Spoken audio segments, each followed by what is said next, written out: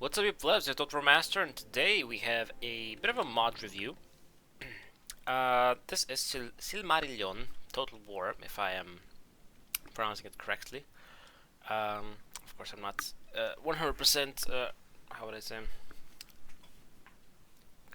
familiar with the terminology and everything of these words. But we have a nice little replay. I think it's a one versus one versus one. So basically, 4 people gonna be fighting each other. It's a free-for-all. It's gonna be fun. And while we check this out, I'm gonna be kind of doing a mod review, kind of. I'll tell you what the mods have to and the developers have to say about the mod, and we'll check a few things out. So while everything is setting up, Silmarillion Total War is a Total War overhaul mod for Medieval 2 that seeks to bring the world of Tolkien's mythical First Age to life in Total War. Their mission, or our mission from the developers, is to provide the ultimate, professionally designed and balanced Middle-earth experience. Silmarillion Total War has been created from the ground up, with both a competitive multiplayer and challenging campaign in mind. Now, if I'm not mistaken, well, I slow this down a bit. At the moment, we only have the multiplayer, but they are working really hard on giving us a campaign experience as well, if I'm not mistaken, which I think is great. Interesting. I like how the people, like the units look like. I think that's really cool. Like these guys, like spearmen or whatever. Let's check around a bit. Some archers. This is the house of Finarfin. Let's see who they're fighting versus. So, the elves of the Falas. Over here. Who did I miss? These guys are Mark's hidden city of Gondolin. Like, look at these guys. Look at this armor. Let me pause this. No, wait, why is it not pausing? Look at this armor. This armor looks fucking epic. And these red guys as well. They remind me, you don't know who they remind me of? Korn's Berserkers. From the Warhammer. Total War, sorry, not Total Warhammer, from 40k. They look epic. And let's see who's the last. It's the House of Fëanor. These guys look kind of epic as well. I like the units. For me, they look amazing. Anyways, I'm gonna go forward and write what they have to say about themselves. So our development team consists of 2 teams, multiplayer and campaign, each dedicated to refining the different aspects of the gameplay. Currently only multiplayer is available, as I said before, but campaign is being actively worked on, and an alpha version of it is slated for next patch, which is great, because I am more of a campaign person, so that makes me personally extremely happy. So what makes them different is a truly unique faction identities. So each faction and the units that comprise them have been designed that every unit, from the lowest orc spearman to the mightiest elven knight, are useful, worthwhile inclusions in your army. To that end, we consciously avoid all the pitfalls that I've seen many mods fall into by excluding redundant units. We do not have, for example, 3 tiers of one-handed swordsmen or 5 kinds of spear in a single faction. Rosters are cohesive and tightly designed in order to offer a specific experience in play style. I like that, because sometimes I feel from mod or even from the vanilla, I just don't use some units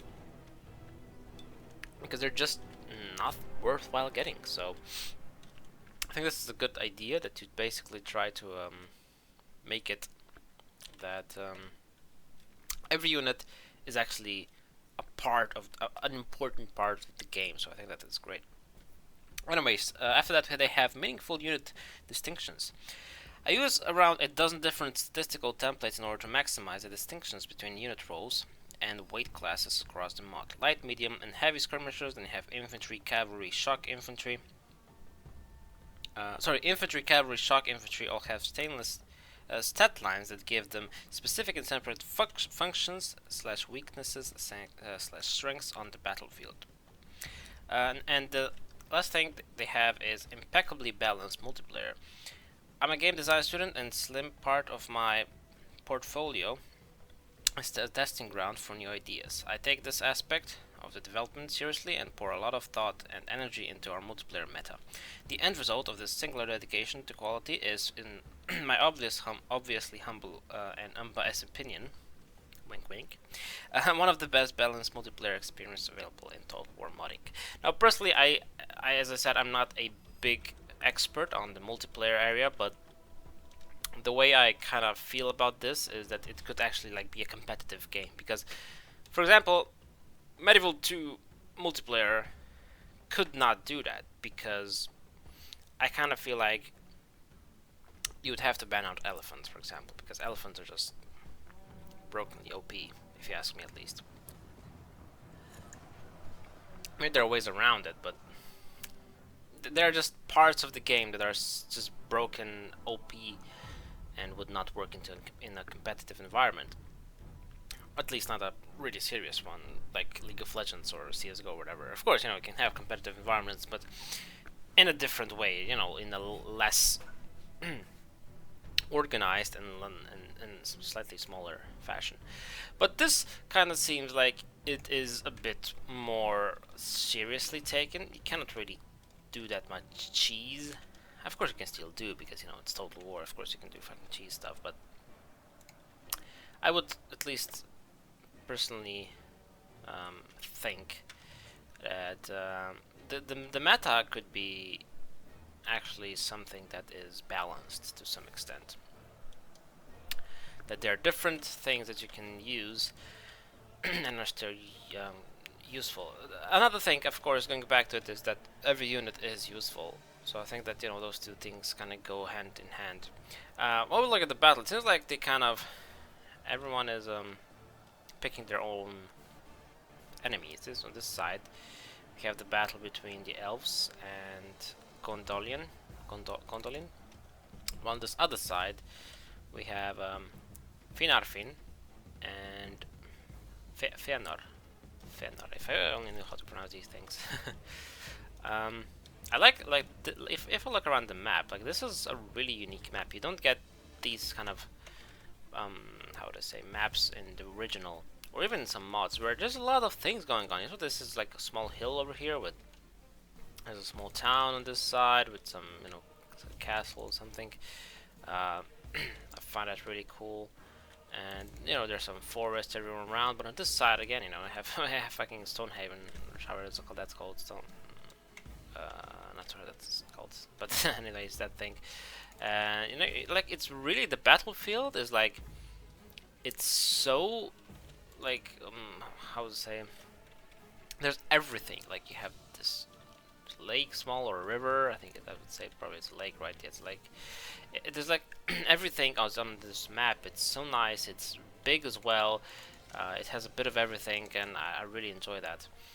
Because one thing about the original Medieval 2 is that the maps are kind of just have one idea and that's it. But over here you have a bit of everything, you know.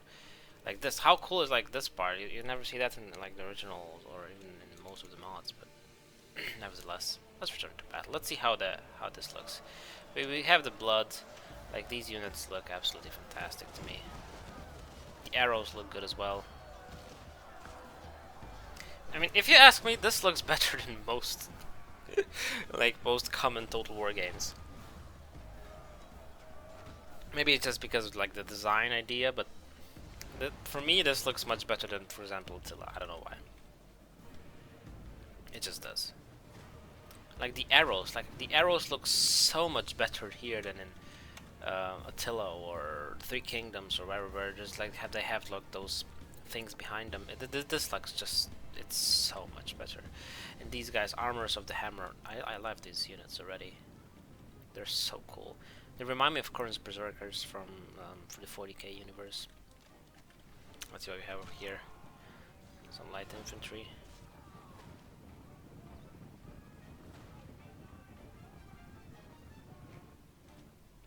Okay, let's see what we have over here. Some marksmen. I like this, you know, this whole city part. It's so interesting to see this kind of a map, you know. I love it. have some heavy cat. Let's see how the horses look like. Oh, they look epic. Oh, they have this helmet thingies on. So cool. And these guys as well, they look epic. Like the units look so nice. Look at this charge animation as well, it's good. I love it.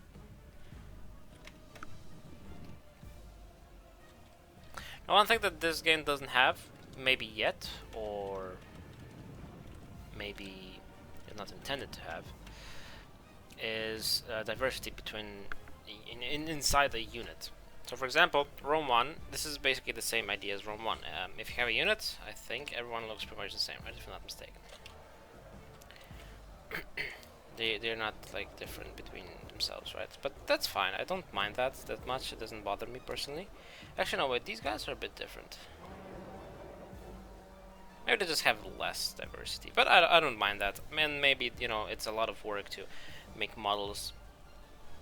So many models, so I feel like, you know, it's a lot of work for perhaps not much impact in the game. So, you know, but maybe they'll add it in some time to have more diversity. But nevertheless, I don't personally mind it. It looks epic as well, like this. The flags look good as well. Of course, I'm not familiar with the whole fantasy world that we're in right now, but I still appreciate, like, this is the fantasy that I do not mind, because because it's not like overly magic-y.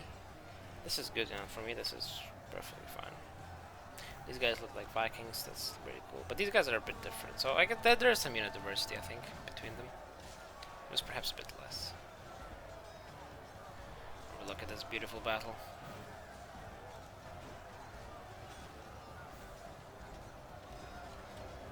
These guys are just like a mix between Spartans and Vikings, and I fucking love it.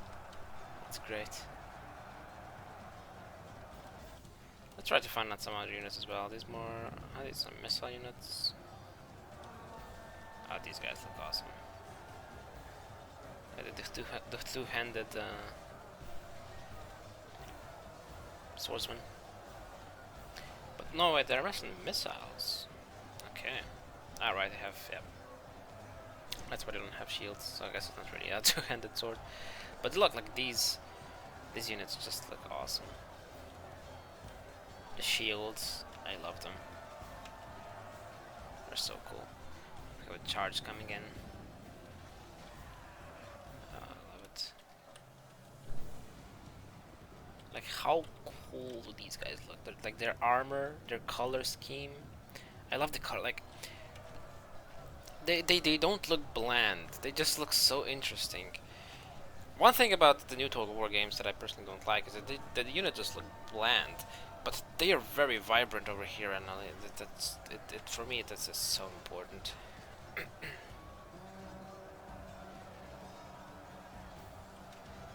It's a nice sky as well, with some nice flowers.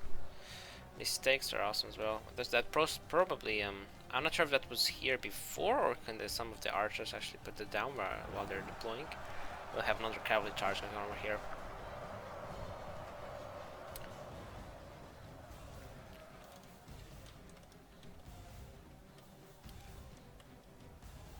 Nice. Okay, I'm gonna cut to a later part of the battle, and then we can also check a few other things from the mods. Okay, we're getting to the latter stages of the battle. Let's see what's going on. So we still have some, I think two of the players have actually forfeited at this point. It seems like we have Fëanor versus Gondolin. That's the only ones left. Well, he's just kind of chasing them around at this point. It does seem like Gondolin will probably win, so J Monster. I'll speed this up a bit. But these looks... They just look like, I don't know, they're a mix of between Spartans and Vikings for me, and I love it. Of course, you know, this is a fantasy war and everything, but it just looks awesome. Having their last stand over here, they're exhausted and wavering, but they're still... Oh, never mind. The moment I say that, they actually rat. So it does seem like Gondolin has won this battle, because, but only barely, like, look at how small their forces are. Oh yeah, but everyone else has admitted the defeat.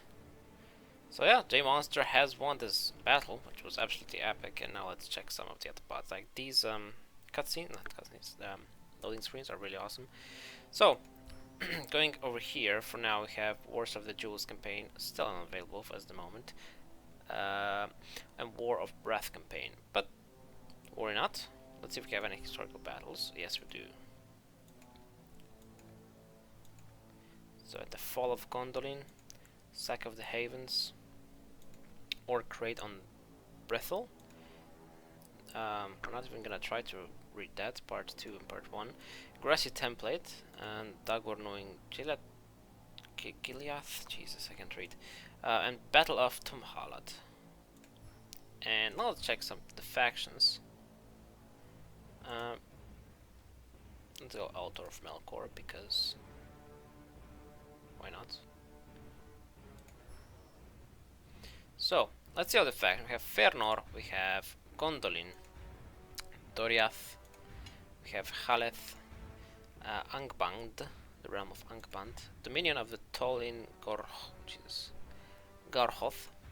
Then we have the Easterlings, Elves of the Falas, House of oh my god, Fingolfin. We have Finarfin, Ostiriant, and Gortheid. It just sounds like Swedish to me. Like these guys, holy shit, these guys look fucking epic. Now if I look at the troops, it really is, you know, every faction looks a bit different, which is really nice. Like these helmets are really cool. And where the berserkers? I think there were some here, right? Like these guys look thick, nice. And these, oof, I wanna see these guys. Valarukar. Where are they? Okay, these guys, fucking corn berserkers. I'm gonna call these guys corn berserkers because holy shit, they look cool. They have 30 defense. That's epic. These guys as well. And you have the, you know, your obvious trebuchets, catapults, some ballistas here and there as well. Ah, the trees as well, the ents.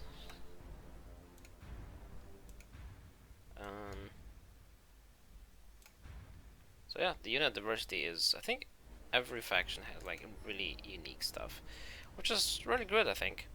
Of course, in multiplayer you can go online battles. There'll be Hotseat campaigns, and I just broke the game because there's no campaign available at the moment. Sorry for that. But yeah, this is the mod. It looks really cool. Silmarillion, if I'm pronouncing that right, Total War. Yeah, I think I'll leave the Discord link in the description. And yeah, thank you very much for the developers for, you know, hooking me up with this. And yeah, till next time, fuck off.